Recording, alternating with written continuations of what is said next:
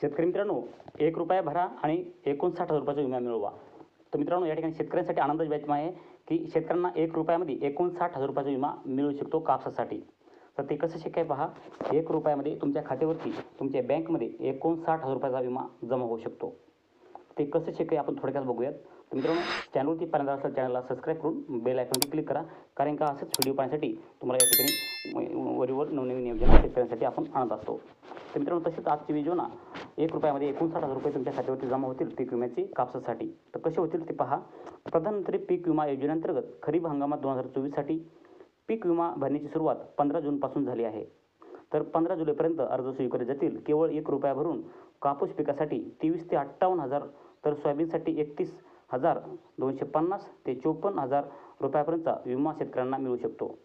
जिल्ह्यातील अधिकाधिक शेतकऱ्यांनी पीक विमा योजनेत सहभागी व्हावे, असे आवाहन कृषी मंत्री धनंजय मुंडे यांनी केले आहे.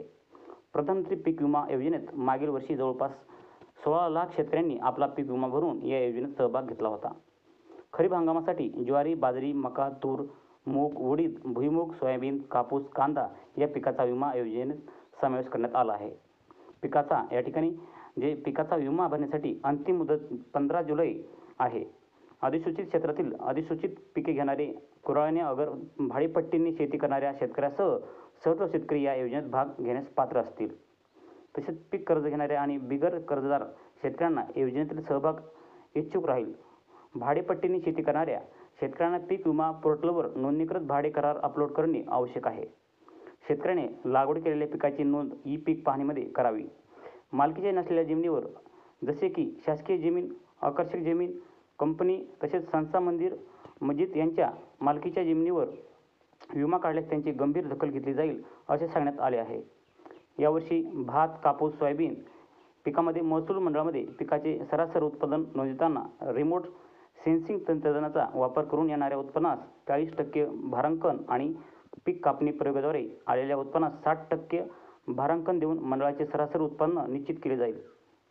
शेतकऱ्यांनी या ठिकाणी विमा हप्ता भरण्यास रकमेव्यतिरिक्त जास्त रक्कम महा ई सेवा केंद्र व ग्राहक सेवा केंद्रांना देऊ नये, असे आवाहन कृषी विभागाने केले आहे. तर मित्रांनो, कशासाठी मिळेल विमा? आता पहा.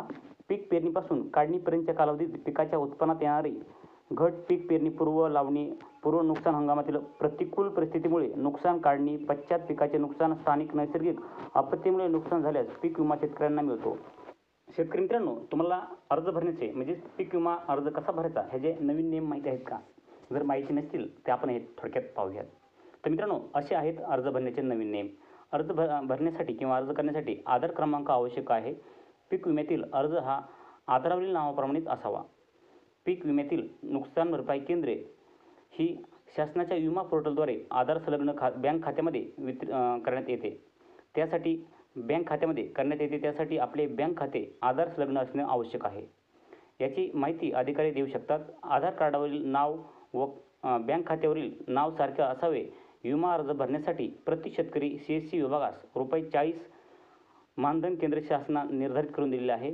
ते संबंधित विमा कंपनीमार्फत CSC विभागास दिले जाते. त्यामुळे शेतकरी प्रति अर्ज 1 रुपयाप्रमाणे रक्कम CSC चालकांना देणे आवश्यक आहे. तर मित्रांनो, या ठिकाणी असं सांगितलं आहे की CSC चालकाला, म्हणजे तुम्ही ज्या ठिकाणी CSCवर फॉर्म भरत आहात, अर्ज करा म्हणतात की आमचा विमा भरा, त्यांना 1 रुपया देणं फक्त गरजेचं सांगितलेलं आहे. या ठिकाणी जास्त पैसे देऊ नका या ठिकाणी असं सांगितलेलं आहे. प्रति अर्ज 1 रुपया द्या असं या ठिकाणी दिलेलं आहे. त्यामुळे शेतकऱ्यांनी प्रति अर्ज 1 रुपयाप्रमाणे रक्कम CSC चालकांना देणे आवश्यक आहे. तर या ठिकाणी मित्रांनो, तुमच्या इकडे पीक विमा भरण्यासाठी किंवा पीक विम्याचा अर्ज भरण्यासाठी तुमच्याकडे किती रुपये लागतात, किती रुपये घेतात हे कमेंटद्वारे नक्की सांगा.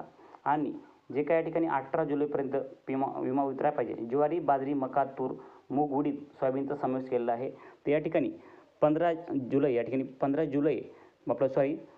जुलैपर्यंत हे अर्ज स्वीकारले जातील. 15 जूनपासून सुरुवात झाली आहे, तर 15 जुलैपर्यंत अर्ज या ठिकाणी तुम्ही करणं गरजेचं आहे. उशीर न करता अगोदरच अर्ज केलेले चांगले असतील. तर मित्रांनो, असे होते नवीन नियम. आणि तुम्हाला या ठिकाणी शेतकऱ्यांना कापसाचे 1 रुपयामध्ये किती रुपये मिळू शकतात हे पण सांगितलं आहे. केवळ 1 रुपया भरून कापूस पिकासाठी 23 ते 58,000 रुपये मिळू शकतात. तर सोयाबीनसाठी 31,250 ते 54,000 रुपये मिळू शकतात.